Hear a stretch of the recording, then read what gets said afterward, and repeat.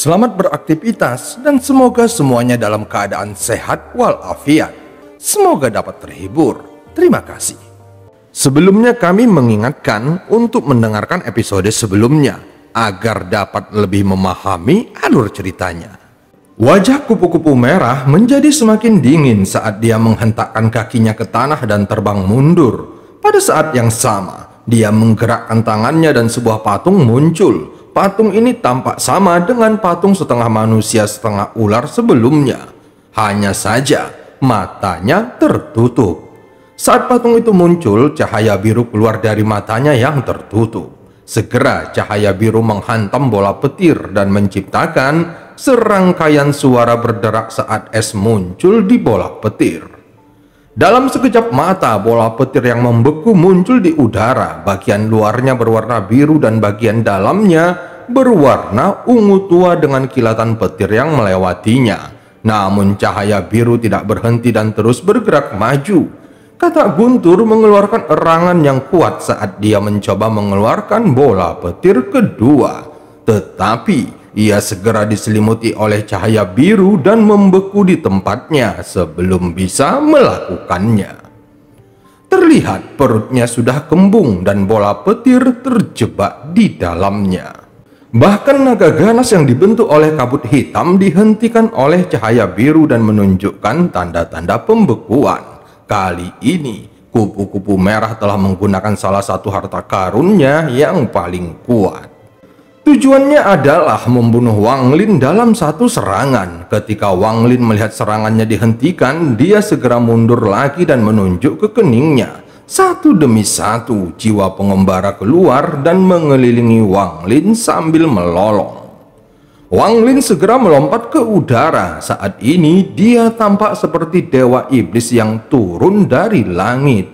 Terlihat matanya dipenuhi cahaya aneh. Melahap.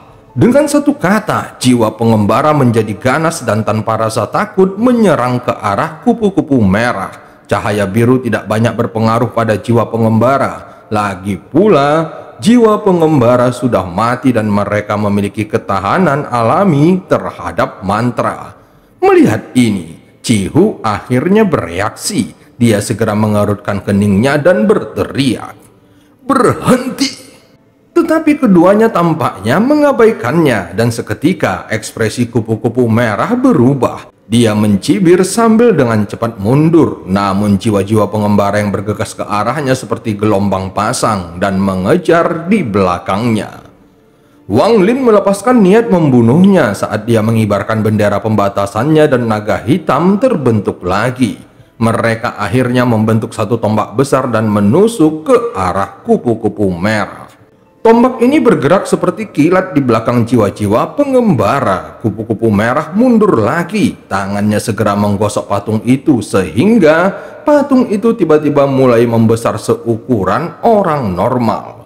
Dia mengeluarkan suara gemuruh dan mata patung itu terbuka seolah-olah hidup. Kemudian patung itu memancarkan sinar cahaya biru. Di bawah cahaya biru ini, beberapa jiwa pengembara langsung menghilang. Namun jiwa pengembara mulai ketakutan dan tidak terus bergerak maju. Namun tombaknya terus menerobos cahaya biru dan menyerang ke depan. Tubuh Wang Lin bergerak dan menyerang ke depan juga. Dia mengikuti di belakang tombak itu dan berteriak, "Kupu-kupu merah, orang tuamu tidak punya siapapun untuk mengirim kepergian mereka. Kamu anak yang tidak berbakti." Ketika jiwa-jiwa pengembara melihat Wang Lin menyerang ke depan, mereka tidak berani untuk tidak mengikutinya. Mereka segera terbang di belakang Wang Lin seperti ekor burung merak hitam. "Karena keegoisanmu, kamu menghancurkan aliansi 4 sekte. Kamu tidak punya hati." Tombak hitam itu menerobos gelombang cahaya biru seperti kekuatan yang tak terhentikan yang menyebabkan ruang di sekitarnya bergetar. Bahkan ada celah ruang yang muncul di sekitar mereka. Penyebaran celah ruang tersebut juga merobek pegunungan di sekitarnya hingga berkeping-keping. "Kamu mencoba membunuhku tanpa alasan apapun. Itu tidak adil."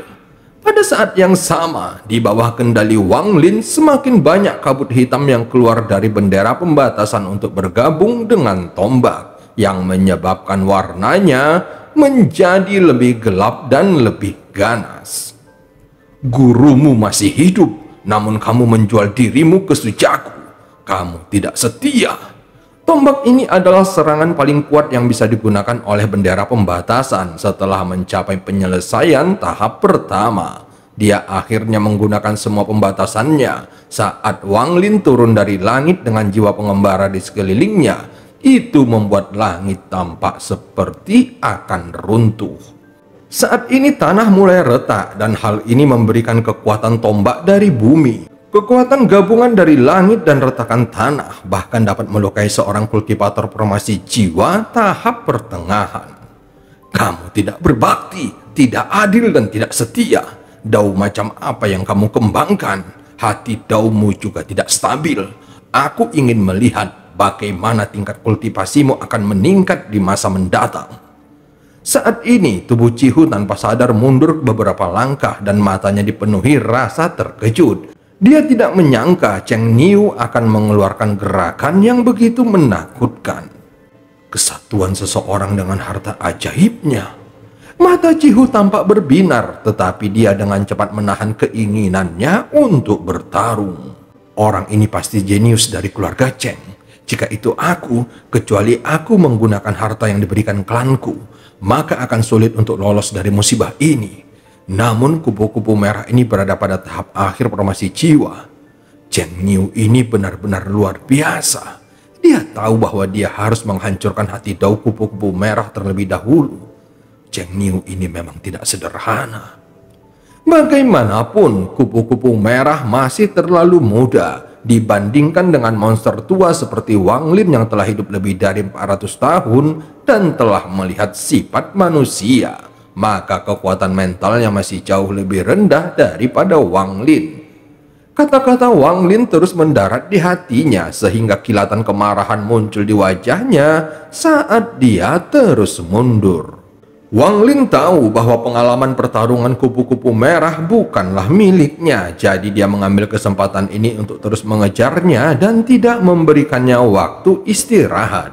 Saat ini niat membunuh memenuhi mata kupu-kupu merah. Sebagai kejeniusan dari negara Suyue, sejak dilahirkan, dia tidak pernah mengalami momen yang seperti ini. Di masa lalu, selama dia menggunakan patung es, itu akan membuat kultivator formasi jiwa tahap akhir akan melarikan diri dengan panik. Terlebih lagi, bahkan negara peringkat 6 Sujaku pun memberikan banyak perhatian kepadanya, sehingga sulit baginya untuk tidak merasa bangga. Namun tombak Wang Lin membuatnya terkejut. Tombak ini tidak terlalu kuat, tetapi ada energi misterius di dalamnya. Energi ini hampir terasa seperti petir pembalasan dewa. Saat ini matanya bersinar dan tangannya membentuk segel. Dia tiba-tiba menunjuk ke dahinya dan mengeluarkan seteguk darah. Segera sinar cahaya merah tiba-tiba muncul di darahnya. Saat cahaya merah muncul, seketika itu berubah menjadi bunga mawar yang indah. Patung itu juga meleleh dan bergerak menuju bunga mawar, seolah-olah itu menjadi nutrisi bagi bunga mawar. Tombak itu terus menyerang dan menghantam bunga mawar. Terlihat salah satu kelopak mawar jatuh dan pada saat yang sama, ekspresi Wang Lin langsung berubah karena tombaknya juga roboh. Sementara itu wajah kupu-kupu merah langsung memancarkan warna merah yang tidak wajar, namun itu dengan cepat menghilang. Wang Lin menghela napas berat, bahkan jurusnya yang kuat ini pun tidak mampu membunuhnya. Saat tubuhnya mundur, domen yang kejam segera mengelilinginya. Kupu-kupu merah segera menatap Wang Lin yang sedang mundur dan dia menggertakkan giginya lalu berkata, "Kamu adalah orang pertama yang memaksaku menggunakan harta seumur hidupku. Sekarang kamu bisa mati dengan tenang." Saat mengatakan itu, dia mengulurkan tangannya dan memetik satu kelopak bunga mawarnya. Melihat ini, Cihu langsung meraung saat dia terbang ke udara. "Berhenti, rekan kultivator kupu-kupu merah dan saudara Cheng. Kalian berdua diundang ke sini oleh diriku. Jika kalian berdua melanjutkan pertarungan ini, jangan salahkan aku karena kejam." Wang Lin menarik napasnya dalam-dalam saat dia memusatkan seluruh perhatiannya untuk melawan invasi domain kupu-kupu merah dan dengan dingin berkata, "Rekan kultivator Cihu, bukan aku yang memulai semua ini." Wajah kupu-kupu merah terasa dingin saat dia melihat ke arah Cihu dan berkata juga, "Ini tidak ada hubungannya denganmu, turunlah." Ekspresi Cihu tiba-tiba berubah. Dia menatap kupu-kupu merah dan tertawa keras. "Rekan kultivator kupu-kupu merah, bagaimana jika aku ingin terlibat?" Kupu-kupu merah tetap diam saat dia membuang kelopak bunga dan perlahan terbang menuju Wang Lin. Pada saat ini, tanah tiba-tiba bergetar dan celah ruang muncul di langit. Kekuatan kelopak bunga ini jelas telah mencapai batas dari fragmen alam surgawi ini.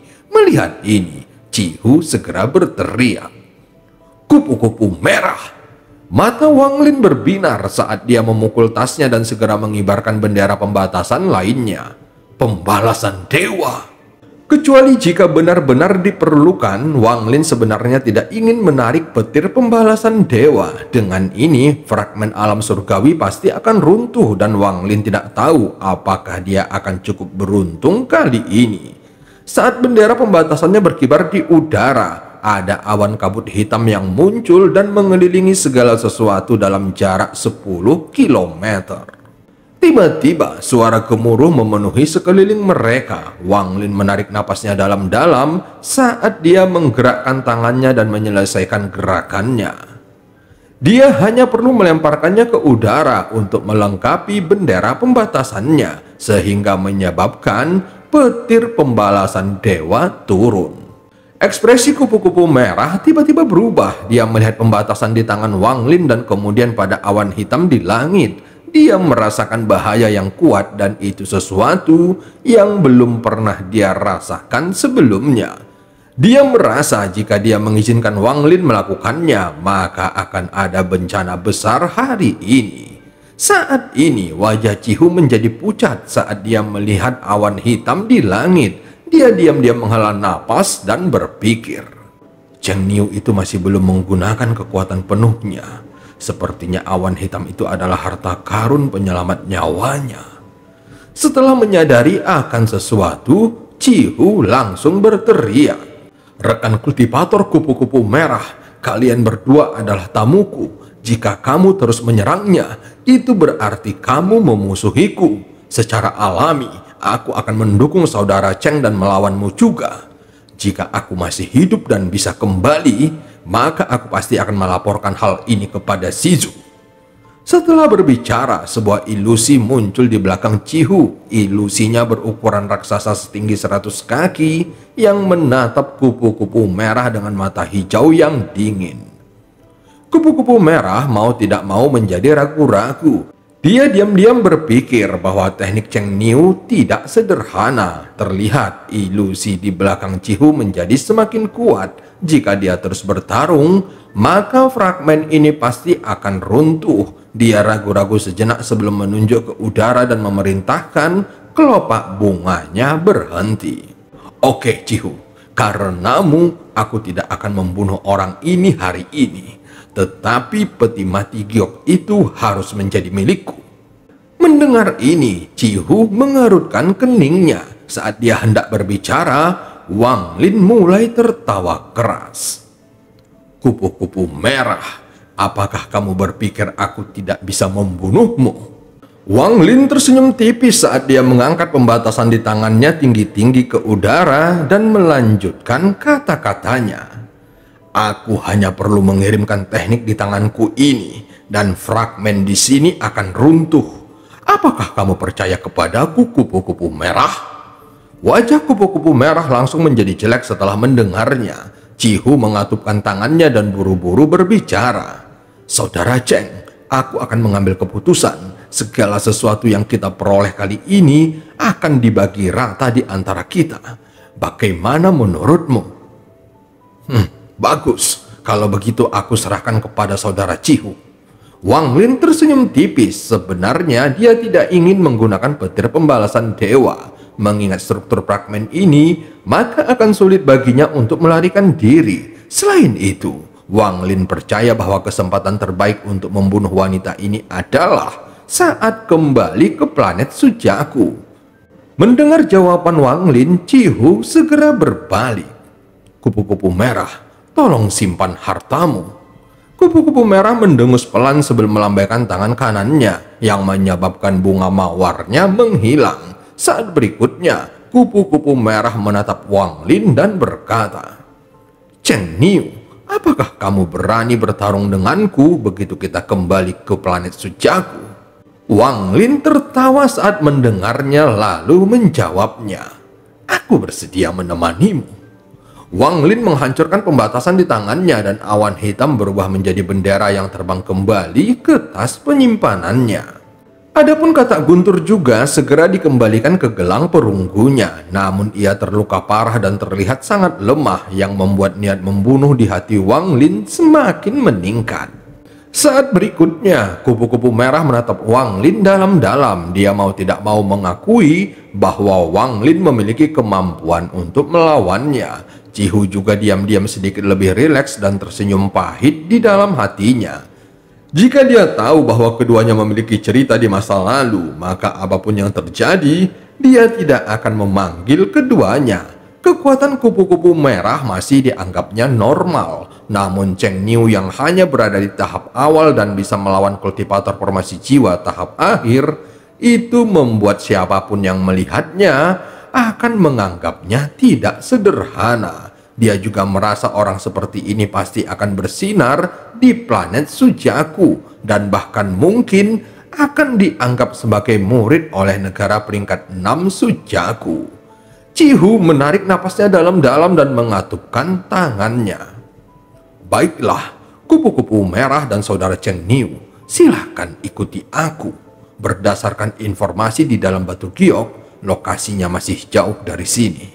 Setelah selesai berbicara, dia berbalik dan terbang. Kupu-kupu merah bahkan tidak melihat ke arah Wang Lin saat dia berubah menjadi awan merah dan mengejar Cihu. Wang Lin mengungkapkan ekspresi mengejek saat dia mengikuti di belakang mereka. Pada akhirnya, pikiran dan hatinya terlalu tidak stabil. Meski mencapai tahap akhir formasi jiwa dalam 100 tahun memang merupakan keajaiban, namun itu masih banyak masalah. Hatinya masih terlalu lemah. Jika aku melawannya dengan tingkat kultivasiku saat ini, kecuali jika aku menggunakan bendera pembatasan untuk memicu petir pembalasan dewa, tidak ada peluang bagiku untuk menang. Domain hidup dan matiku mengalami kesulitan mempengaruhi domainnya. Namun jika aku mencapai tahap pertengahan formasi jiwa, dengan kendali atas domainku, aku akan dapat mempengaruhinya. Pada saat itu, bahkan tanpa harus memicu petir pembalasan dewa, aku akan memiliki peluang 70% untuk mengalahkannya. Domain hidup dan mati Wang Lin berasal dari siklus reinkarnasi surga, tetapi dia baru berada pada tahap awal formasi jiwa. Jadi, dia tidak dapat sepenuhnya menampilkan kekuatannya. Bagaimanapun, dia baru saja memahami tentang surga. Tetapi begitu dia mencapai tahap pertengahan formasi jiwa, maka domainnya akan mencapai level lain yang memungkinkannya bersaing dengan domain kupu-kupu merah. Saat terbang, Wang Lin juga diam-diam berpikir, "Aku ingin tahu apakah dia telah mencapai tahap di mana dia tidak perlu bergantung pada teknik." Ya, mengingat hati daunya, kemungkinan besar dia belum bisa melakukannya. Sepertinya aku selangkah lebih maju darinya dalam hal ini. Setelah mencapai tahap formasi jiwa, Wang Lin semakin merasakan bahwa selain beberapa teknik yang sangat misterius, hampir semua teknik lainnya tidak berguna. Seorang kultivator formasi jiwa dapat dengan mudah mengendalikan kekuatan surga hanya dengan lambaian tangannya. Jadi hal yang paling penting adalah memahami cara menggunakan domainnya. Domain hidup dan mati sangat tidak dapat diprediksi. Itu berfokus pada kata-kata perubahan. Namun bahkan kata perubahan saja tidak mudah untuk dipahami. Bagaimanapun, Wang Lin baru saja mulai mencoba memahaminya lagi. Ketika dia memperoleh kemampuan untuk memadatkan seluruh domain hidup dan mati menjadi satu teknik, itu dapat dianggap sudah menguasainya. Saat ini, Wang Lin dengan hati-hati mengingat pertarungannya dengan kupu-kupu merah. Tidak lama kemudian, mereka tiba di ujung lain dari fragmen itu dan ada sebuah gunung besar di sini. Gunung ini berbentuk seperti naga dengan kepalanya yang berada di atas awan. Ini adalah tempat kultivasi abadi yang langka. Wang Lin mengangkat kepalanya dan melihat ke arah gunung sambil perlahan berkata, "Saudara Cihu, mengapa tidak ada orang lain yang menemukan lokasi yang ditunjukkan di dalam batu giok? Tolong jelaskan kepada kami." Cihu tersenyum mendengarnya lalu menjawabnya, "Sejujurnya, Saudara Cheng, alasanku yakin tidak ada seorang pun yang menemukan tempat itu adalah karena tempat itu bukanlah suatu tempat yang dapat diakses melalui portal." Mata Wang Lin menunjukkan ekspresi tertarik setelah mendengarnya dan mata kupu-kupu merah juga terfokus pada Cihu. Fragmen yang terlihat pada gambar di dalam batu giok adalah fragmen yang tumpang tindih. Ekspresi Wang Lin sedikit berubah saat dia mulai memahaminya. Ketika alam surgawi hancur, fragmennya tersebar secara acak. Jadi ada kemungkinan beberapa fragmen saling tumpang tindih, sehingga membuatnya sangat sulit untuk ditemukan. Bahkan ketika seseorang tiba secara acak dari portal, mereka hanya akan sampai pada fragmen di atasnya. Dan tidak ada yang akan menyangka akan ada fragmen lain di bawahnya. Berdasarkan logika ini, cukup aman untuk berasumsi bahwa belum ada orang lain yang menemukannya. Cihu mulai tertawa saat melihat ekspresi keduanya. Juga, bahkan fragmen pertama bukanlah tempat yang bisa diakses dengan mudah.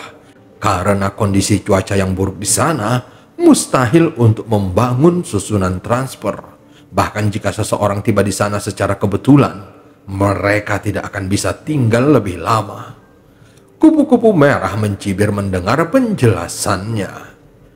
Lalu bagaimana Tuan Siju menemukannya saat itu? Mata Cihu berbinar dan dia segera menjawabnya.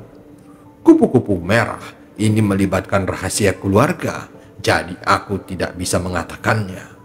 Sementara itu, Wang Lin memandangi gunung yang berbentuk naga dan tetap diam. Tubuh Cihu segera bergerak dan terbang menuju gunung. Tidak lama kemudian, mereka bertiga sampai di puncak gunung dan berdiri di atas kepala naga. Cihu segera menyebarkan kekuatan jiwanya dan berkata, "1 bulan yang lalu, aku datang ke sini untuk memeriksa dan menemukan bahwa susunan transfer ini masih utuh.